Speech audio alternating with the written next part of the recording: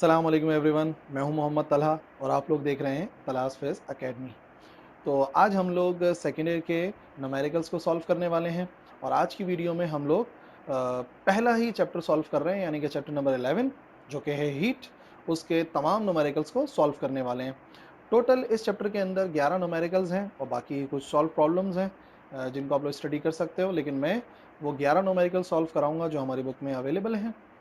और variety of numericals आपको इस चैप्टर में नज़र आएंगे।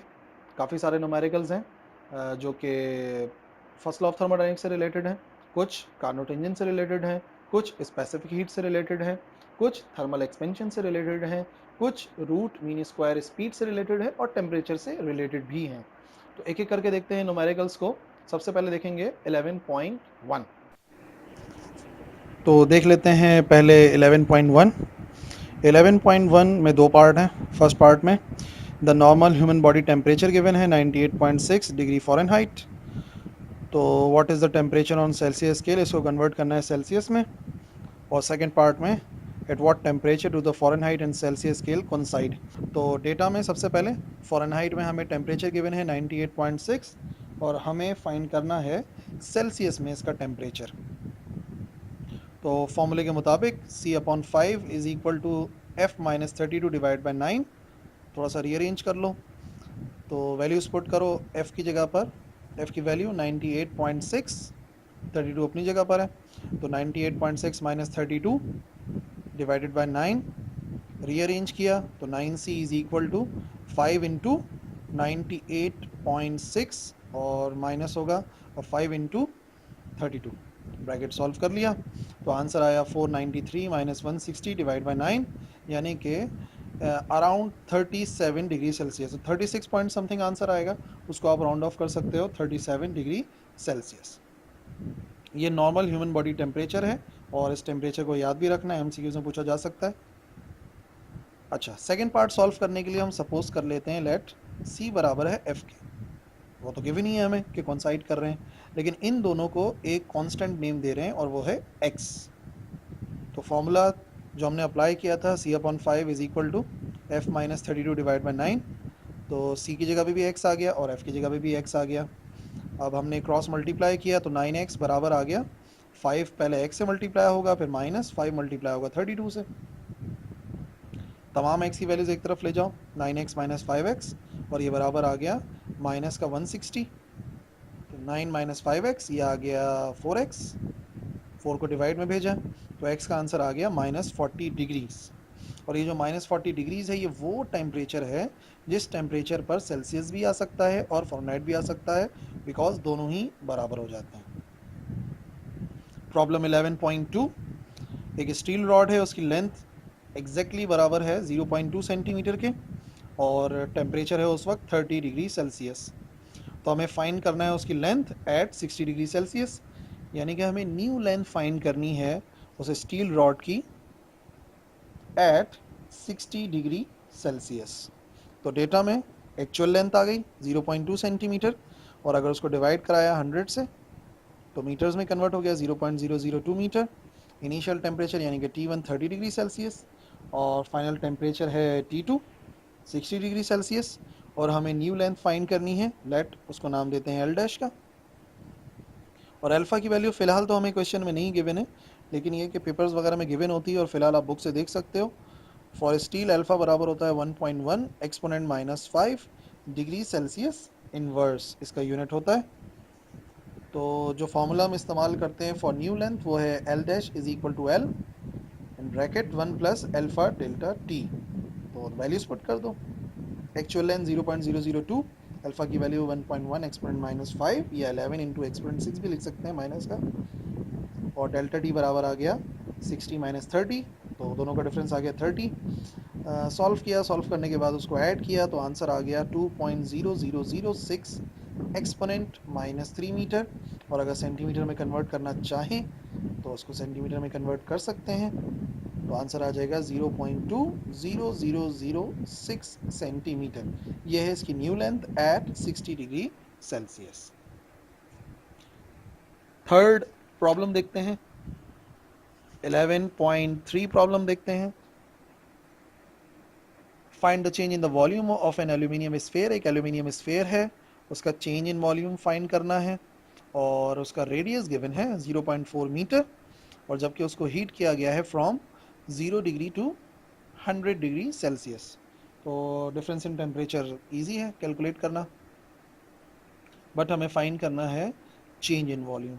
डेल्टा वी फाइंड करना है, रेडियस है 0.4, T1 है 0 डिग्री सेल्सियस और T2 है 100 डिग्री सेल्सियस। बीटा की value 7.2 exponent -5 degree Celsius inverse. कैसे फाइंड करी बीटा की वैल्यू? तो अल्फा हमें बुक से मिल जाएगा, उसको मल्टीप्लाई किया 3 से, क्योंकि बीटा बराबर होता है 3 अल्फा के, तो वैल्यू मिल गई। तो डेल्टा वी का फॉर्मूला है बीटा वी डेल्टा टी, और हमें क्वेश्चन में गिवन है कि एक एल्यूमिनियम का स्फेयर है। तो अगर स्फेयर है तो वॉल्यूम ऑफ स्फेयर का फॉर्मूला अप्लाई कर सकते हैं, जो कि है 4/3 पाई आर क्यूब। इसी वजह से हमें रेडियस गिवन था। तो बीटा की वैल्यू, वॉल्यूम की वैल्यू और डेल्टा टी पुट किया, तो आंसर आ गया हमारे पास 192.92 एक्सपोनेंट -5, और उसको अगर लिखना चाह रहे हो तो कन्वर्ट कर लो, 0.00192 मीटर क्यूब। यही है चेंज इन वॉल्यूम उस एल्यूमिनियम स्फेयर का।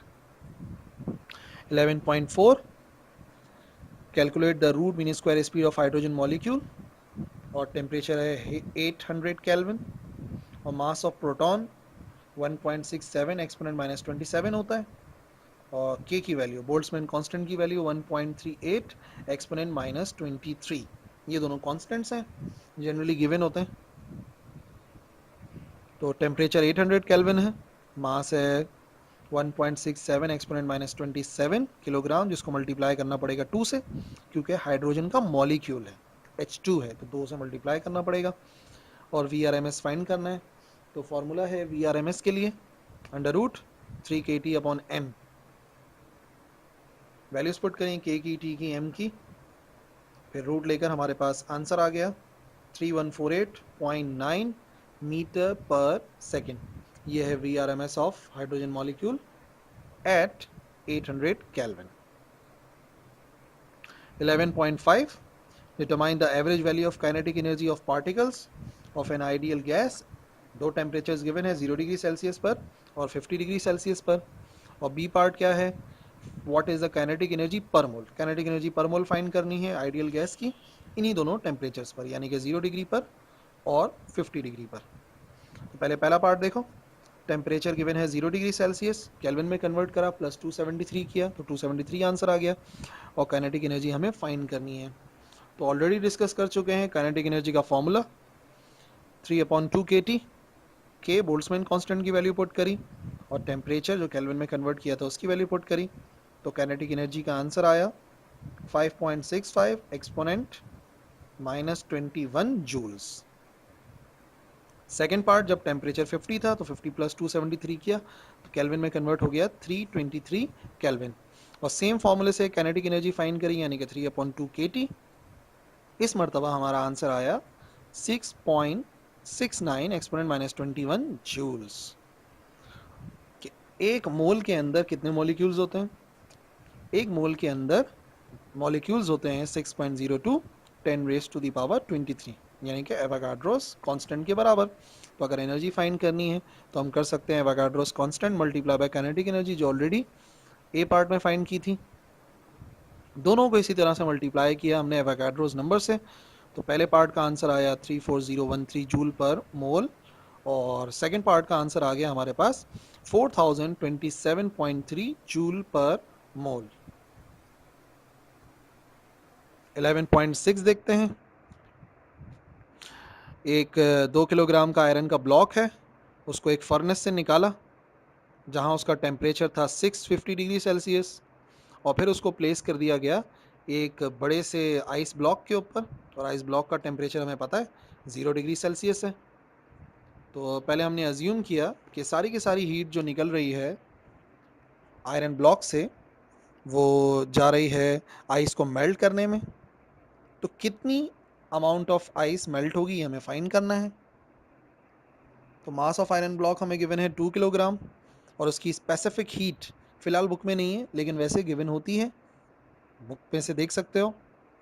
499.8 जूल पर किलोग्राम केल्विन। तो temperature of iron block, initial temperature 650 degree Celsius, और टेम्परेचर ऑफ आइस ब्लॉक हमें पता है वो 0 डिग्री सेल्सियस पर है, तो आ गया 0 डिग्री सेल्सियस। अच्छा, specific latent heat of fusion of ice ये भी गिवन होती है, 3.36 10 raise to the power 5 joule per kilogram, और हमें मास ऑफ आइस जो कि मेल्ट हुआ है वो फाइंड करना है। तो जो यहाँ पर हम जो लॉजिक इस्तेमाल करेंगे वो ये है कि जितना हीट लॉस हुआ आयरन से उतना ही गेन हुआ आइस ब्लॉक में, यानी कि M C delta T, delta T की जगह पे आ गया T2 माइनस T1, ये आया है आयरन के लिए, वो बराबर है heat gain by ice block, और आइस ब्लॉक जो हीट गेन कर रही है वो आ जाएगा मास multiply by latent heat of fusion of ice. Latent heat of fusion की वैल्यू पुट करी और दोनों टेम्परेचर्स और एम सी की वैल्यू, तो हमें कैपिटल एम फाइंड करना है। कैपिटल एम आ गया हमारे पास, ये सब कैलकुलेशन करने के बाद 1.9 किलो, अप्रॉक्सीमेटली 2 किलोग्राम के बराबर आइस मेल्ट हो जाएगी। न्यूमेरिकल नंबर 11.7, एक कोई सा प्रोसेस है, उसमें 400 जूल हीट सप्लाई की जा रही है एक सिस्टम को, और उसी वक्त वो काम कर रहा है 150 जूल का। What is the increase in internal energy of the system, increase in the internal energy of the system हमें फाइंड करनी है। तो हमें हीट जो हमने सप्लाई करी 400 joule, work done by the system 150 joule, और इंटरनल एनर्जी का चेंज फाइंड करना है। तो according to first law of thermodynamics, जितनी हीट सप्लाई की जाए 2 हिस्सों में कन्वर्ट होती है, work done by the system and increase in internal energy. तो हमें इंटरनल एनर्जी फाइंड करनी है, वो आ जाएगा delta Q minus delta W, यानी कि 400 माइनस 150, तो आंसर आ जाएगा 250 जूल्स। 11.8, इंक्रीज हुआ इंटरनल एनर्जी का 400 जूल, जबकि 800 जूल का वर्क किया गया सिस्टम पर। What is the amount of heat supply during this process, तो कितनी हीट सप्लाई की थी, वैसे ही न्यूमेरिकल है जैसा इससे पहले किया हम लोगों ने। फर्स्ट लॉ ऑफ थर्मोडायनेमिक्स को इस्तेमाल करेंगे, डेल्टा क्यू बराबर है delta U plus delta W, यानी कि 400 प्लस 800, तो आ गया 1200 जूल्स। ठीक है, अब आ रहे हैं तीनों न्यूमेरिकल कार्नोट इंजन के। एक इंजन है वो परफॉर्म कर रहा है 200 joules of work in each cycle, और एफिशिएंसी है 20% for each cycle of operation. तो दो पार्ट्स हैं इसके, कितनी हीट वो एब्जॉर्ब करेगा और कितनी हीट एक्सपेल्ड होगी। तो वर्क डन हमें गिवन है 200 जूल्स, एफिशिएंसी हमें गिवन है 20%, तो उसको कन्वर्ट कर लिया, डिवाइड बाय 100, 0.2 आ गया। तो जो हीट वो एब्जॉर्ब करेगा यानी कि Q1, और जो हीट वो रिलीज करेगा यानी कि Q2, वो हमें फाइंड करनी है। तो सबसे पहले हमें पता है कि एफिशिएंसी बराबर होती है output divide by input. Output engine के केस में होता है वर्क डन, और इनपुट होता है सप्लाइड हीट। वर्क डन की वैल्यू 200 आ गई, एफिशिएंसी 0.2, तो इसकी वजह से Q1 की वैल्यू निकाली, ये आ गई 1000 जूल्स। और अगर ये मालूम हो गया तो लॉजिक हमें पता है, सिस्टम उतना ही वर्क करता है जितना डिफरेंस होता है Q1 में और Q2 में। तो वैल्यूज पुट कर दी, तो Q2 बराबर आ जाएगा Q1 माइनस डेल्टा W, यानी कि 1000 माइनस 200, जो कि आ जाएगा Q2 बराबर 800 जूल्स के। 11.10, एक हीट इंजन ऑपरेट कर रहा है दो रेजरवायर्स के दरमियान, और दोनों का टेम्परेचर गिवन है 25 डिग्री सेल्सियस और 300 डिग्री सेल्सियस। तो maximum efficiency of this engine find करनी है। दोनों टेम्परेचर्स हमें गिवन है, लो टेम्परेचर रिजर्वायर और हाई है। High temperature reservoir 300 degree Celsius plus किया 273, तो आंसर आ गया 573 केल्विन। इसी तरीके से लो टेम्परेचर रिजर्वायर T2, 25 में 273 ऐड किया, तो आंसर आ गया 298 केल्विन। एफिशिएंसी का formula 1 minus T2 divide by T1, T2 की जगह पे 298, T1 की जगह पे 573, दोनों को डिवाइड करा 0.52, 1 माइनस 0.52 आ गया 0.48, और एफिशिएंसी फाइंड करनी है तो परसेंटेज में डिवाइड, इसको हमें मल्टीप्लाई करना पड़ेगा 100 से, तो आंसर आ जाएगा 48%। लास्ट न्यूमेरिकल देखते हैं चैप्टर का, 11.11। The low temperature reservoir of Carnot engine है 7 डिग्री सेल्सियस पर, और उसकी एफिशिएंसी है 40%। तो लो टेम्परेचर को कांस्टेंट रखते हुए हमें उसकी एफिशिएंसी 50% तक बढ़ानी है।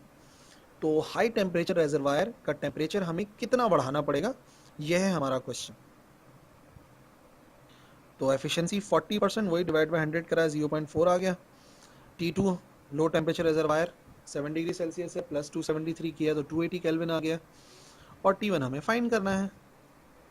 अच्छा, सेकंड केस जो कि हमें करना है, न्यू कंडीशन जो हमें अचीव करनी है, एफिशिएंसी 50% डिवाइड बाय 100 किया तो 0.5। और T2 सेम ही रहेगा, T2 डैश का नाम दे दिया उसको, तो वह आ गया 280 केल्विन। और T1 डैश हमें फाइंड करना है। जब ये फाइंड हो जाएगा तो हम ये देख लेंगे कितना टेम्परेचर बढ़ाना पड़ेगा, यानी कि T1 डैश में से माइनस करना पड़ेगा T1। ओरिजिनल कंडीशन के लिए T1 फाइंड कर लो सबसे पहले।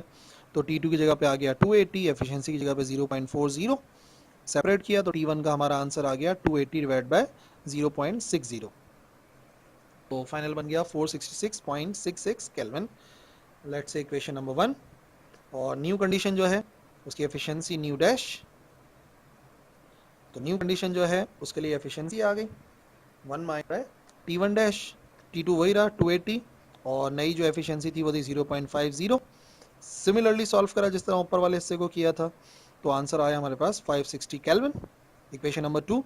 तो जो रिक्वायर्ड टेम्परेचर था फाइनल T1 डैश में से T1 को माइनस करके आ सकता है, यानी कि 560 माइनस 466.66, तो वो आ जाएगा 93.33 केल्विन। सो यही वो न्यूमेरिकल हैं जो चैप्टर नंबर 11 में आपको नज़र आएंगे हीट में। और अगर कोई नया न्यूमेरिकल भी होगा तो मैक्सिमम चांस है कि इन्हीं से ही रिलेटेड हो। ठीक है, तो होप आपको समझ में आए होंगे। नहीं आए तो आप कमेंट्स में पूछ सकते हो, जो भी कन्फ्यूजन हो, जो भी प्रॉब्लम हो। और कुछ सॉल्व प्रॉब्लम्स भी देखो बुक की, जो भी इस चैप्टर के अंदर हैं, तमाम सॉल्व प्रॉब्लम्स को सॉल्व करो। और उनमें भी अगर कोई प्रॉब्लम हो तो आप कह सकते हैं, उस पर वीडियो बनाएंगे, तो कोशिश करेंगे उन पर वीडियोज़ बनाएं, या फिर वैसे ही कमेंट्स के अंदर अगर सोल्यूशन पॉसिबल हुआ तो मैं बताऊंगा। ठीक है, तो तैयारी करें, प्रैक्टिस करें। न्यूमेरिकल्स बिना प्रैक्टिस के बेकार हैं। मिलते हैं अगली वीडियो में। अल्लाह हाफिज़।